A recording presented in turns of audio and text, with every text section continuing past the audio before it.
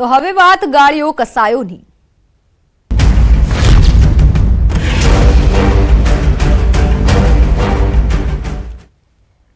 આપના ધારાસભ્ય ચેતર વસાવાના 3 દિવસના રિમાન્ડ મંજૂર કરવામાં આવ્યા છે। ધારાસભ્યએ કોઈ પણ તકલીફ ન પડે તેવા સૂચન સાથે કોર્ટે આ રિમાન્ડ મંજૂર કર્યા છે। ચેતર વસાવાને આજે કોર્ટમાં રજૂ કરાયા હતા। ડેડિયાપાડામાં વનકર્મી પર હુમલો અને ફાયરિંગના કેસમાં આત્મસમર્પણ કર્યું હતું। 1 મહિના બાદ ચેતર વસાવાએ આત્મસમર્પણ કર્યું છે। પોલીસે ચેતર વસાવાના 14 દિવસના રિમાન્ડની માંગ કરી હતી। જોકે કોર્ટે 3 દિવસના રિમાન્ડ આપ્યા છે। વનકર્મીને મારવાના ગુનામાં 1 મહિનાથી ડેડિયાપાડાના ધારાસભ્ય ચેતર વસાવા ફરાર હતા। ચેતર વસાવાએ આગોતરા જામીન માટે હાઈકોર્ટમાં અરજી કરી હતી, પરંતુ અરજી ફગાવી દેવામાં આવી હતી। જે બાદ ચેતર વસાવા પોલીસ સમક્ષ હાજર થયા હતા અને પોલીસ અને વસાવાના સમર્થકો વચ્ચે ઝપાઝપી પણ થઈ હતી।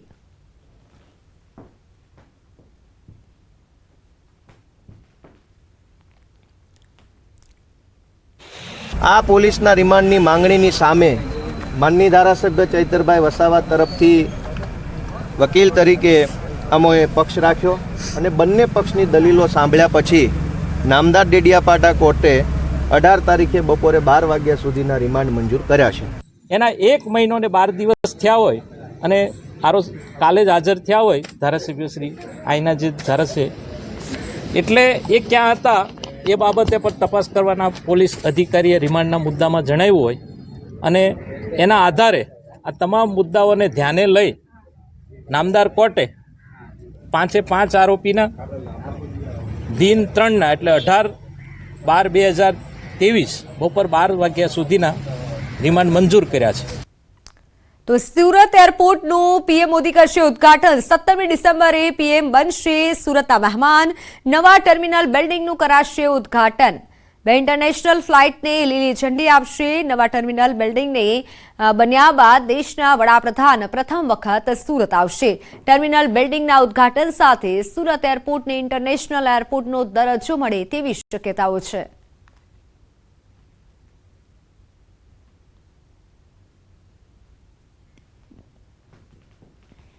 17 તારીખે દેશના વડાપ્રધાન નરેન્દ્ર મોદી સુરતના મહેમાન બનવા જઈ રહ્યા છે। સૌપ્રથમ સુરત આવ્યા બાદ સુરતનું એરપોર્ટ છે કે જે એરપોર્ટના નવા ટર્મિનલ બિલ્ડિંગનું સૌથી પહેલાં ઉદ્ઘાટન કરવાના છે। સાથે સાથે સુરતના એરપોર્ટ કે જે અત્યાર સુધી ડોમેસ્ટિક ચાલતું હતું તેને કહી શકાય ઇન્ટરનેશનલ એરપોર્ટનો દરજ્જો મળે તેવી શક્યતાઓ છે, કારણ કે 17 તારીખથી સુરતથી દુબઈ અને સુરતથી હોંગકોંગની 2 ફ્લાઇટ શરૂ થવા જઈ રહી છે, જેની સુરતી લાલા આતુરતાથી રાહ જોઈ રહ્યા હતા। જોકે સુરત આમ ગુજરાતનું ઔદ્યોગિક નગરી છે। સુરત ઉદ્યોગના દ્રષ્ટિએ ભારતમાં સૌથી આગળ છે, ત્યારે ઉદ્યોગ સાથે જોડાવા માટે અને જ્યારે હીરાબુસનું ઉદ્ઘાટન 17 તારીખે થવાનું છે, 17 ડિસેમ્બરના દિવસને લઈને ખાસ કહી શકાય કે હીરા ઉદ્યોગને જો એરપોર્ટ ધમધમતું થાય તો વધુ વેગ મળે તેવી શક્યતાઓ છે। સુરતનું એરપોર્ટ નવું તૈયાર કરવામાં આવ્યું છે। કહી શકાય કે ટર્મિનલ બિલ્ડિંગને નવો રૂપરંગ આપવામાં આવ્યો છે, બિલ્ડિંગની ક્ષમતા વધારવામાં આવી છે, ઇન્ટરનેશનલ ફ્લાઇટો શરૂ થવાની છે। ત્યારે ચોક્કસ કહી શકાય કે સુરત એરપોર્ટ એક્શન કમિટી દ્વારા હવે સુરત એરપોર્ટને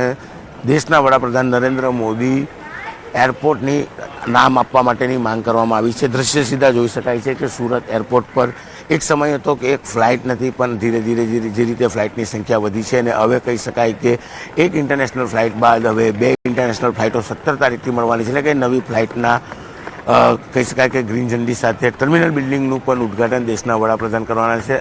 તમામ તૈયારીઓ અને આખરી ઓપ આપી દેવામાં આવ્યો છે। ત્યારે કહી શકાય કે આ જ એરપોર્ટ સુરતની વિકાસ કદાચ ભારતમાં સૌથી ઝડપી થાય છે, પણ જ્યારે એરપોર્ટ ફરતી ધમધમતું થશે, ઇન્ટરનેશનલ ફ્લાઇટો મળશે તો સુરતનો વિકાસ 10 નહીં પણ 100 ગણી ગતિથી આગળ વધે તેવી શક્યતાઓ પણ દેખાઈ રહી છે। કેમેરામેન ભરત બ્રહ્મભટ્ટ સાથે કીર્તેશ પટેલ, ન્યૂઝ 18 ગુજરાતી, સુરત। તો બીજી તરફ સુરત એરપોર્ટનું નામ બદલવા માટે માંગ કરવામાં આવી છે। સુરત એરપોર્ટ એક્શન કમિટીએ પત્ર લખ્યો। નરેન્દ્ર મોદી ઇન્ટરનેશનલ એરપોર્ટ નામ કરવા માટે માંગ કરાઈ છે। નરેન્દ્ર મોદી પીએમ બન્યા, એરપોર્ટનો વિકાસ થયો। 2018માં પણ નામ માટે માંગ કરાઈ હતી।